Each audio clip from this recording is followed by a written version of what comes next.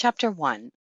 That was a terrible night for the great city of New York, the night of Tuesday, November 3rd, 1896. The city staggered under the blow like a huge ocean liner, which plunges full speed with terrific crash into a mighty iceberg, and recoils shattered and trembling like an aspen. The people were gathered, light-hearted and confident, at the evening meal when the news burst upon them. It was like a thunderbolt out of an azure sky. Altgeld holds Illinois hard and fast in the Democratic line. This elects Bryan President of the United States. Strange to say, the people in the upper portion of the city made no movement to rush out of their houses and collect in the public squares, although the night was clear and beautiful. They sat as if paralyzed with a nameless dread, and when they conversed, it was with bated breath and throbbing hearts. In less than half an hour, mounted policemen dashed through the streets calling out, "Keep within your houses, close your doors and barricade them." The entire East Side is in a state of uproar. Mobs of vast size are organizing under the lead of Anarchists and Socialists, and threaten to plunder and despoil the houses of the rich who have wronged and oppressed them for so many years. Keep within doors, extinguish all lights. Happily, Governor Morton was in town, and although a deeper pallor overcame the ashen hue of age as he spoke, yet there was no tremor in his voice. Let the 7th, 22nd, and 71st Regiments be ordered under arms. In a few moments, hundreds of messengers could be heard racing through the silent streets, summoning the members of these regiments to their armories. Slowly, but with astonishing nerve and steadiness, the mobs pushed the police northward, and although the force stood the onslaught with magnificent cortege, yet beaten back, the dark masses of infuriated beings surged up again with renewed fury and strength. "Will the troops be in time to save the city?" was the whispered inquiry among the knots of police officials who were directing the movements of their men. About 9 o'clock, with deafening outcries, the mob, like a four-headed monster breathing fire and flame, raced, tore, burst, raged into Union Square. The police force was exhausted, but their front was still like a wall of stone, save that it was movable. The mob crowded it steadily to the north, while the air quivered and was rent with mad vociferations of the victors. "Bryan is elected! Bryan is elected! Our day has come at last! Down with our oppressors! Death to the rich man! Death to the gold bugs! Death to the capitalists! Give us back the money you've ground out of us! Give us back the marrow of our bones which you've used to grease the wheels of your chariots!" The police force was now almost helpless. The men still used their sticks, but the blows were ineffectual, and only served to increase the rage of the vast hordes now advancing upon Madison Square. The Fifth Avenue Hotel will be the first to feel the fury of the mob. Would the troops be in time to save it? A half cheer, a half cry of joy goes up. It is inarticulate. Men draw a long breath. Women drop upon their knees and strain their eyes. They can hear something, but they cannot see as yet, for the gas houses and electric plants had been destroyed by the mob earlier in the evening. They preferred to fight in the dark, or by the flames of rich men's abodes. Again a cheer goes up, louder and clearer this time, followed by cries of, "They're coming! They're coming!" Yes, they were coming. The 22nd down Broadway, the 7th down Madison Avenue, both on the double quick. In a moment or so, there were a few bugle calls and a few spoken commands rang out clear and sharp. And then the two regiments stretched across the entire square, literally from wall to wall in line of battle. The mob was upon them. With this slender line of troops, could it hold such a mighty mass of men in check?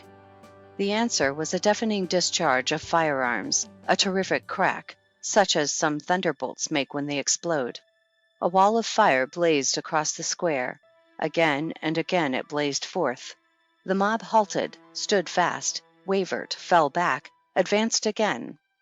At that moment there came a rattle as of huge knives in the distance. It was the gallant 71st charging up 23rd Street and taking the mob on the flank. They came on like a wall of iron, bristling with blades of steel. There were no outcries, no cheers from the regiment. It dealt out death in silence, save when two bayonets crossed and clashed in bearing down some doubly vigorous foe. As the bells rang out midnight, the last remnants of the mob were driven to cover, but the wheels of the dead wagons rattled till daybreak. And then the aged governor, in response to the mayor's "Thank God we've saved the city," made an answer, "Aye, but the Republic." Chapter 2. Great as has been the world's wonder at the uprising of Mr. Bryan's struggling masses in the city by the sea, and the narrow escape of its magnificent homes from fire and brand, yet greater still was the wonderment when the news was flashed across the land that Chicago did not stand in need of a single federal soldier. Chicago is mad, but it is the madness of joy.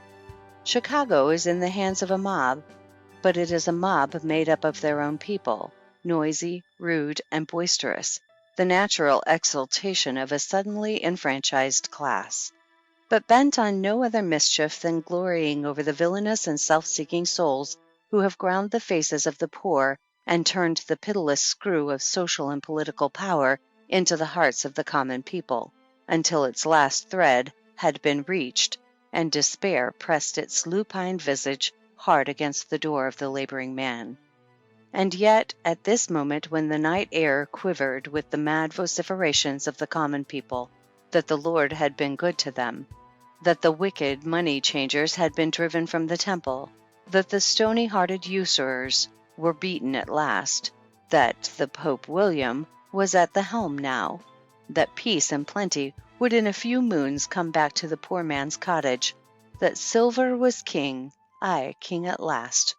The world still went wondering why red-eyed Anarchy, as she stood in Haymarket Square with thin arms aloft, with wild men and wilder gesticulation, drew no bomb of dynamite from her bosom to hurl at the hated minions of the law who were silent spectators of this delirium of popular joy. Why was it thus?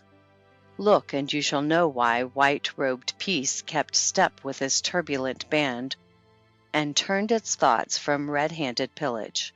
He was there, the master spirit to hold them in leash. He, and he alone, had lifted Bryan to his great eminence. Without these 24 electoral votes, Bryan had been doomed, hopelessly doomed. He and he alone held the great commonwealth of the West hard and fast in the democratic line.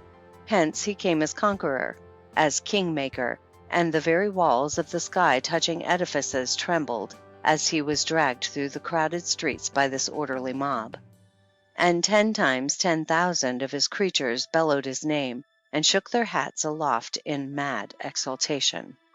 You're our savior. You've cleaned the temple of liberty of its foul horde of usurers. We salute you. We call you kingmaker. Bryan shall call you master too. You shall have your reward. You shall stand behind the throne. Your wisdom shall make us whole. You shall purge the land of this unlawful crowd of money-lenderers. You shall save the Republic. You are greater than Washington. You are a better friend of ours than Lincoln. You'll do more for us than Grant.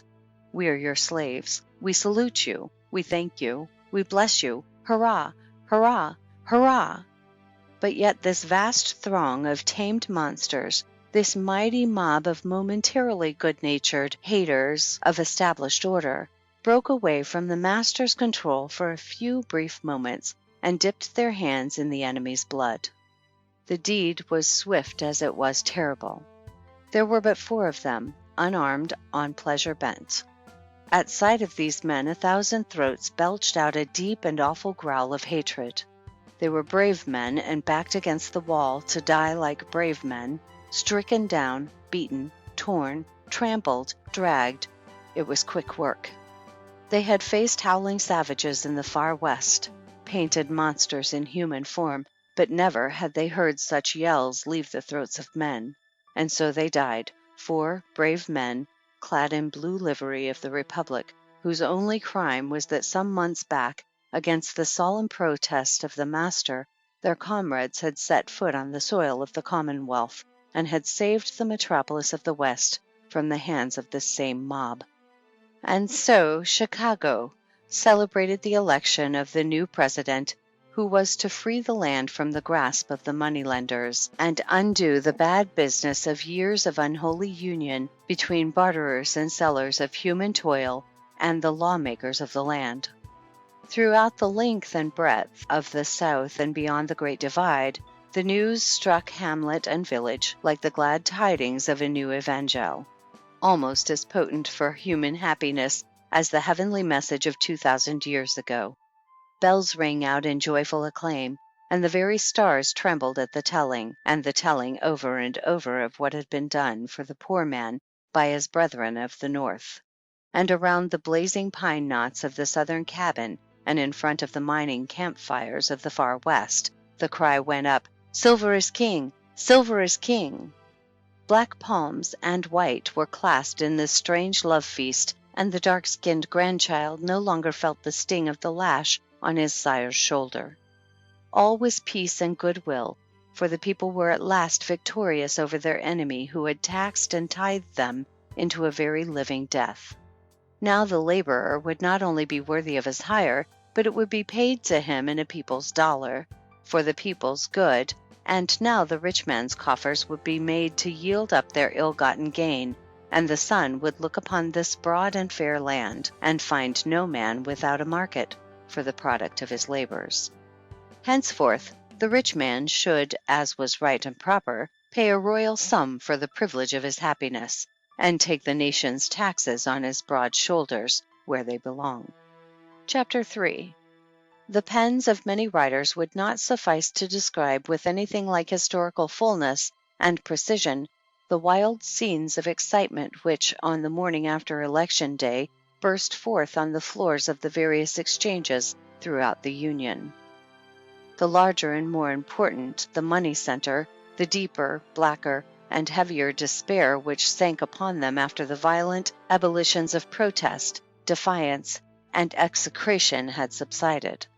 With some, it seemed that visions of their swift but sure impoverishment only served to transform the dark and dismal drama of revolution and disintegration into a side-splitting farce, and they greeted the prospective loss of their millions with loud guffaws and indescribable antics of horseplay and unseemly mirth. As the day wore on, the news became worse and worse. It was only too apparent that the House of Representatives of the 55th Congress would be controlled by the combined vote of the Populist and Free Silver men, while the wild joy with which the entire South welcomed the election of Bryan and Sewell left little doubt in the minds of the Northern people that the Southern senators would, to a man, range themselves on the administration side of the great conflict into which the Republic was soon to be precipitated. Add to these the 20 senators of the Free Silver states of the North, and the new president would have the Congress of the Republic at his back. There would be nothing to stand between him and the realization of those schemes which an exuberant fancy, untamed by the hand of experience and scornful of the leading strings of wisdom, can conjure up. Did we say nothing? Nay, not so, for the Supreme Court was still there, and yet Justice Field had come fully up to the 80th milestone in the journey of life, and Justice Gray was nearly 70, while one or two other members of this high court of judicature held to their lives with feeble grasp. Even in due and orderly course of events, why might there come vacancies? And then? In spite of the nameless dread that rested upon so many of our people and chilled the very blood of the country's industries, the new year, '97, came hopefully, serenely, almost defiantly in. There was an indescribable something in the air, a spirit of political devil-me-care, a feeling that the old order had passed away and that the Republic had entered into the womb of time and been born again. This sentiment began to give outward and visible signs of its existence and growth in the remote agricultural districts of the South and Far West. They threw aside their working implements, loitered about, gathered in groups, and the words of Washington, the White House silver, Bryan, offices, 2 for 1, the South's day, reign of the common people, taxes, incomes, year of jubilee, free coinage, Wall Street, Altegeld, Tillman, Peffer, Coxey, were whispered in a mysterious way, with head noddings and pursing up of mouths. As January wore away, and February slipping by brought Bryan's inauguration nearer and nearer, the groups melted into groups, and it was only too apparent that from a dozen different points in the South and Northwest, Coxey armies were forming for an advance on Washington. In some instances they were well clad and well provisioned. In others, they were little better than great bands of hungry and restless men, demoralized by idleness and wrought up to a strange degree of mental excitement by the extravagant harangues of their leaders, who were animated with but one thought, namely, to make use of these vast crowds of silver pilgrims, as they called themselves, to back up their claims for public office. These crowds of deluded people were well named Silver Pilgrims, for hundreds of them carried in hempen bags pieces of silverware, in 99 cases of 100. Plated stuff of little value, which unscrupulous dealers and peddlers had palmed off on them as sterling, with the promise that once in Washington, the United States Mint would coin their metal into Bryan dollars, giving 2 for 1 in payment for it. While these motley armies marched upon the capital of the Republic, the railway trains night and day brought vast crowds of new men, politicians of low degree, men out of employment, drunken and disgruntled mechanics, farmers' sons, to seek their fortune under the reign of the people, healers and hangers-on of ward bosses, old men who had not tasted office for 30 years and more, all inspired by Mr. Bryan's declaration that the American people are not in favor of life tenure in the civil service, that a permanent office-holding class is not in harmony with our institutions, that a fixed term in appointed offices would open up the public service to a larger number of citizens without impairing its efficiency. All bearing new besoms in their hands or across their shoulders, each and every one of them supremely confident that in the distribution of the spoils something would surely fall into his share, since they were the common people, who were so dear to Mr. Bryan, and who had made him president in the very face of the prodigious opposition of the rich men, whose coffers had been thrown wide open, all to no purpose, and in spite, too, of the satanic and truly devilish power of the hell upon earth known as Wall Street, which had sweated gold in vain in its desperate efforts to fasten the chains of trusts and the claws of soulless monsters, known as corporations, upon these very common people, soon to march in triumph before the silver chariot of the young conqueror from the West. End of Section 1. Read by CJ Plogue.